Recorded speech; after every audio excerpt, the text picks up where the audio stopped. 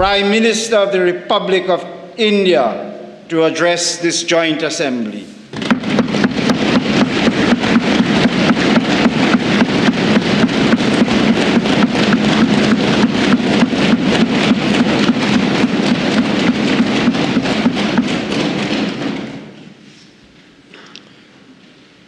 Your Excellency, Prime Minister Kamala Prasad Vishesarji, Honorable President of the Senate, Mr. Wade Mark, Honorable Speaker, Mr. Jagdev Singh, Honorable Ministers, distinguished members of Parliament, Namaskar, Suprabhat, good morning. I am deeply honored to stand before you, the elected representatives of a proud democracy and a friendly nation. I bring greetings from 1.4 billion people of India. I also bring warm wishes from the people of Ghana, the country I visited just before arriving here. I am humbled to be the first Indian Prime Minister to speak to you in this iconic Red House.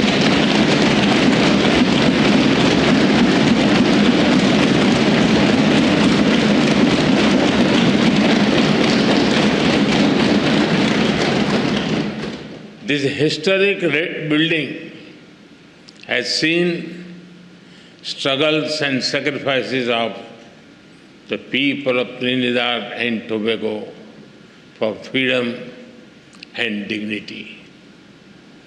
Over the past 6 decades, it has stood strong as you built a just, inclusive, and prosperous democracy. Friends, the people of this great nation have chosen two remarkable women leaders, the President and the Prime Minister. They proudly call themselves daughter of the Indian diaspora.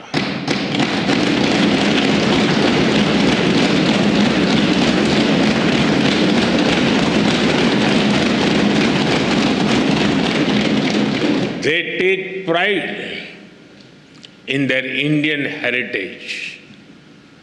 In India, we admire their leadership, greed, and determination.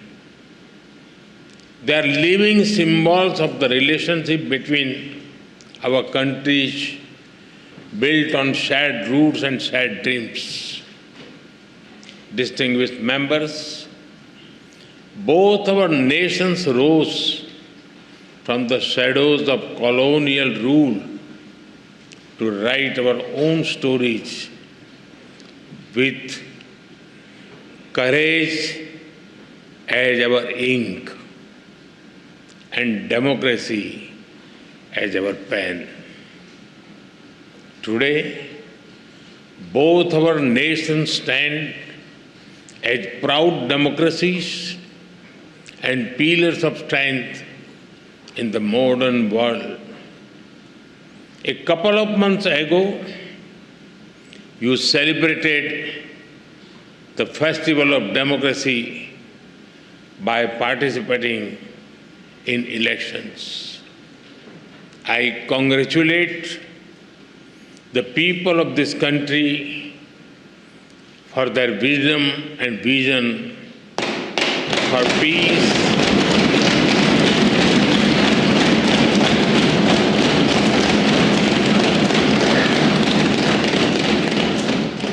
peace, stability, and prosperity. I also congratulate the newly elected members of this august House.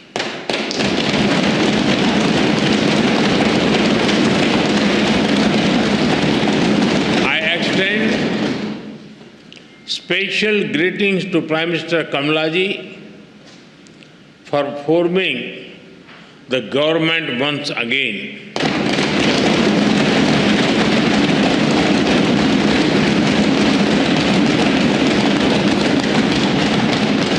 And I wish her continued success as she leads this great nation towards sustained growth and prosperity. Friends, when I look at the golden words of the Speaker's chair from the people of India to the people of Trinidad and Tobago, I feel a deep sense of emotion. That chair is not just a piece of furniture, but a powerful symbol of the friendship and trust between our two nations.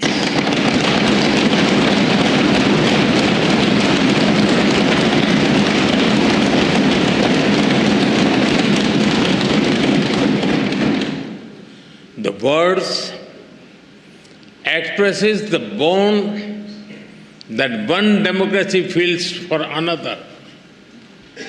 आप सभी जानते हैं, भारतीयों के लिए democracy सिर्फ एक political model भर नहीं है, हमारे लिए ये वे ऑफ लाइफ है, हमारी हजारों वर्षों की महान विरासत है। इस संसद में भी कई साथी ऐसे हैं जिनके पूर्वज बिहार से हैं। वो बिहार जो महाजनपदों यानी एंशिएंट रिपब्लिक्स की भूमि है। In India, democracy is not just a political system, for us it is a way of life. Your parliament also has some members whose forefathers were from the Indian state of Bihar, which is famous for centers like Vaishali. Friends, there is a natural warmth in the connection between our two countries. I must say, Indians are among the most passionate fans of the West Indies cricket team. We cheer for them with all our heart, except when they are playing against India. The relationship between our two countries is based on the foundation of centuries-old bonds. 180 years ago, the first Indians arrived on this land after a long and hard journey. Oceans away, the Indian beats blended beautifully with the Caribbean rhythm. Here, Bhojpuri found harmony with Creole. Dal puri met doubles, and tabla met the steel pan.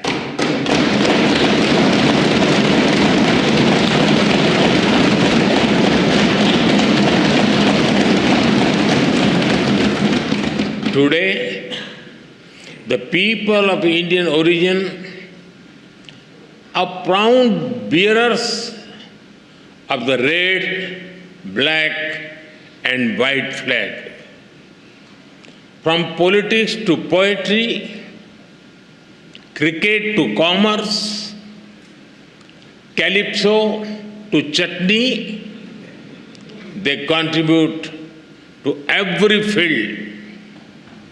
They are an integral part of the vibrant diversity that you all respect. Together, you have built a nation that lives its motto, together we aspire, together we achieve.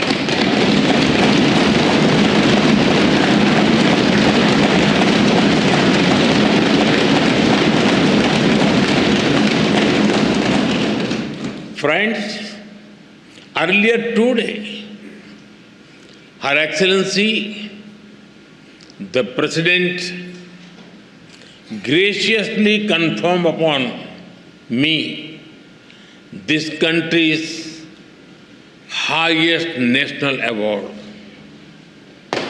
I accept it with humility on behalf of 1.4 billion Indians.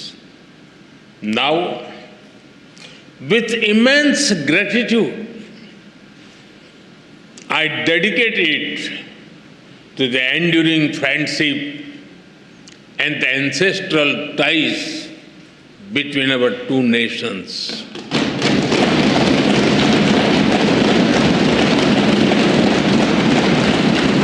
Friends, I'm delighted to so many women members in this house. Respect for women is deeply rooted in Indian culture.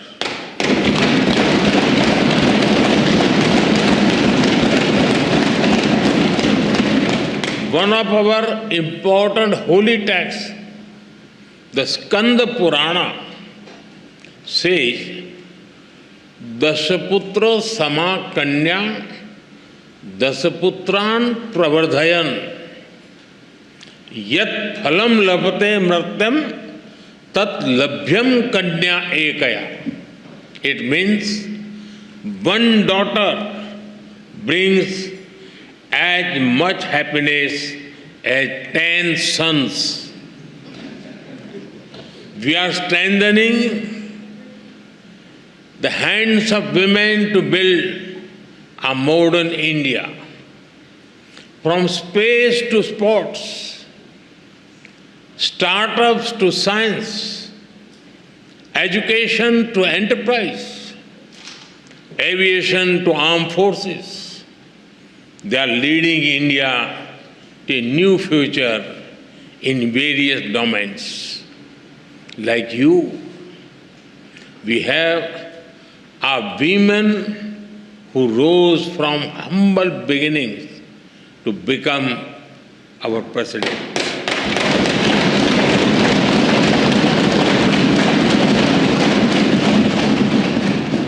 Two years ago, the Indian Parliament took a historic step, which decided to ensure a 33% reservation for women in Parliament and state assemblies. This assurance that is the coming generations, more and more women will decide the destiny and direction of the nation.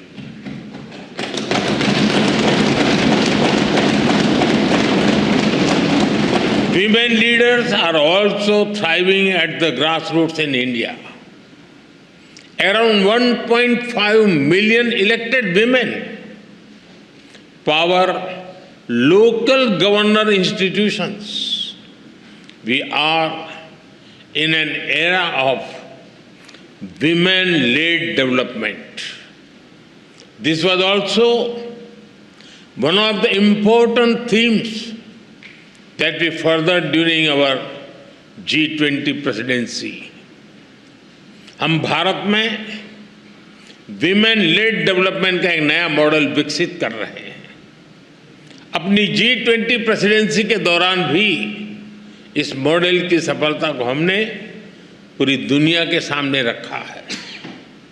Distinguished members, today India is the fastest growing major economy in the world. Every sector, every region And every society is part of this growth story. India's growth is inclusive and people-centric. A recent report of the International Labour Organization notes that India's social security and welfare umbrella covers 950 million people. That is almost 1 billion people, which is a greater population than most countries in the world. Our vision for such inclusive growth does not stop at our borders. We see our development also as a responsibility towards others, and our priority will always be the global South.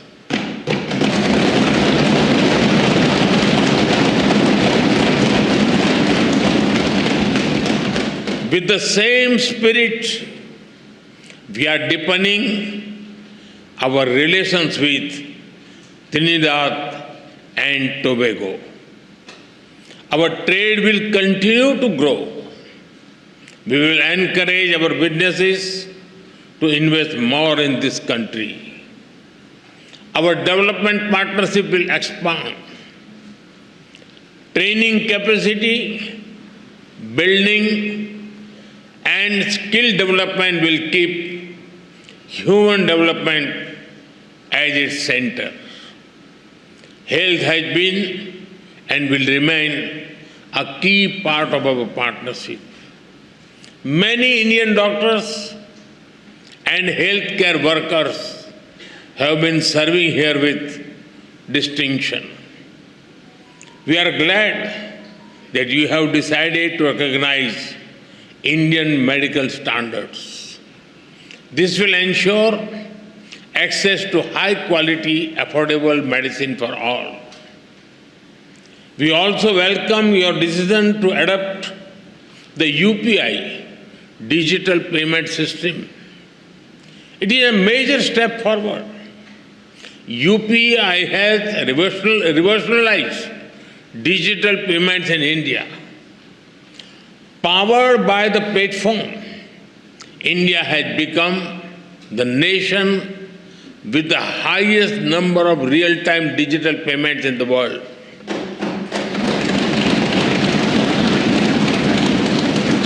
Today, in India, even the mango sellers have QR code. If you try to pay them in cash, they will ask you to use UPI because they don't have the change. We are also keen to collaborate on other digital innovations. As India develops AI tools to foster growth and development in the global South, Trinidad-Tobago will be a priority nation for us.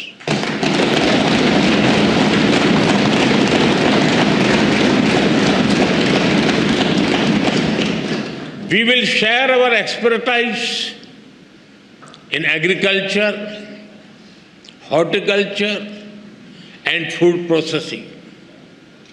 Machinery from India will support your agro industry. And because development is about dignity, we will organize an artificial limb fitment camp and differently able citizens here.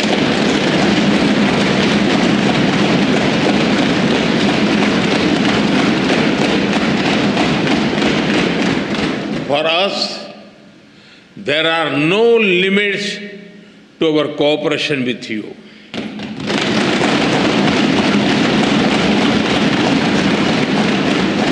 We will always be guided by your needs and priorities. Friends, synergy between our nations holds immense promise.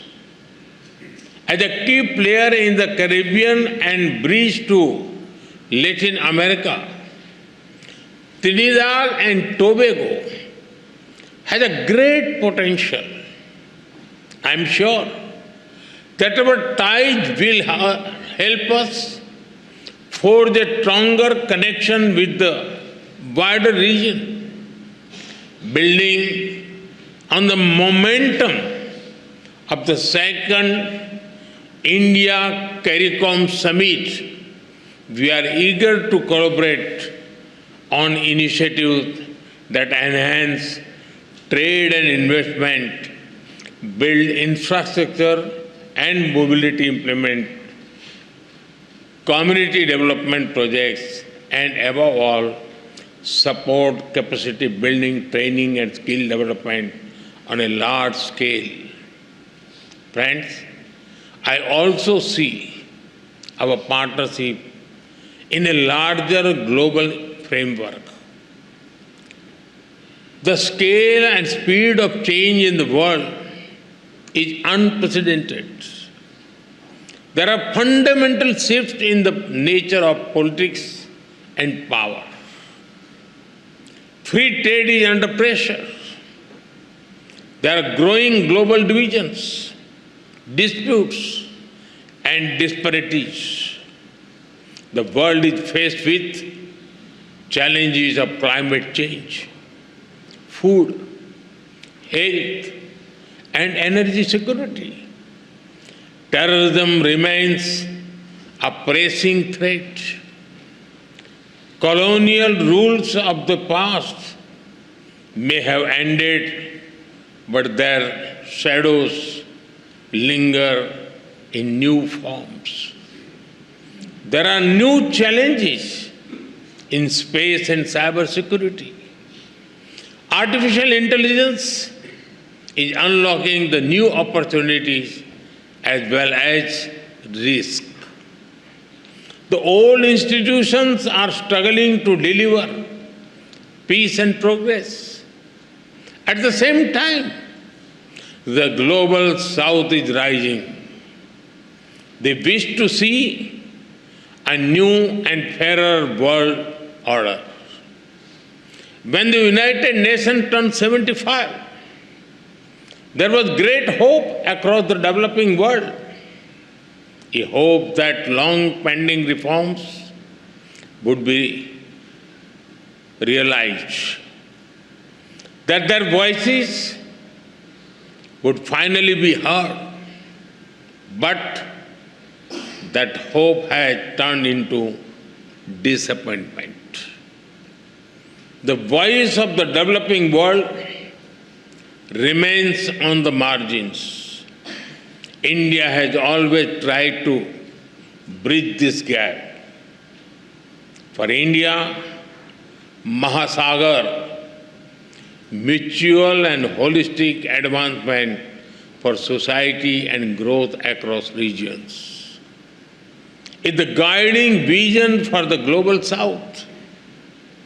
Whenever we got the opportunity, we have given voice to the global South. During our G20 presidency, we brought the concerns of the global South to the center of global decision making. During the pandemic, while caring for our 1.4 billion people, India provided vaccine and medicines to over 150 countries.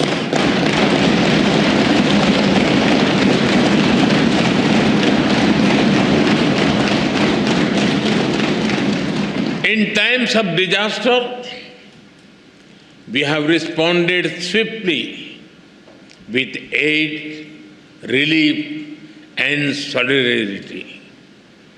Our development partnerships are demand-driven, respectful, and without conditions.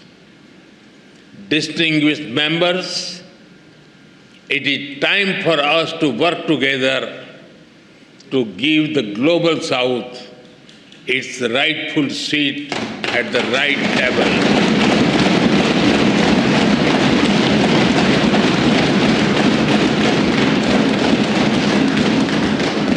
To ensure climate justice so that the burden does not fall on those who have contributed the least to the climate crisis.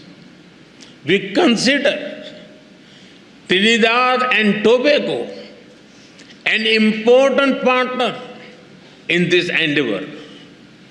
Friends, our two countries may differ in size and geography, but we are deeply aligned in our values. We are proud democracies. We believe in dialogue, sovereignty, multilateralism, and human dignity. In these times of conflicts, we must remain true to those values. Terrorism is the enemy of humanity. This very Red House has itself witnessed the wounds of terror and the loss of innocent blood. We must stand united to deny terrorism any shelter or space. We thank the people and the government of this country for standing with us in our fight against terrorism. Friends, our forefathers struggled, sacrificed, and had dreams of better lives for future generations. Both India and Trinidad-Tobago have come a long way on the journey to the future we have promised our people. But we still have a lot to do by ourselves and together. All of you, as members of the Parliament, have a vital role in shaping that future. From Ayodhya to Arima, from the Ghats of Ganga to the Gulf of Paria, may our bonds grow ever deeper and our dreams ever higher. With these thoughts, I thank you once again for this honor. As you say here, with grace and pride, respect due. Thank you. Thank you very much.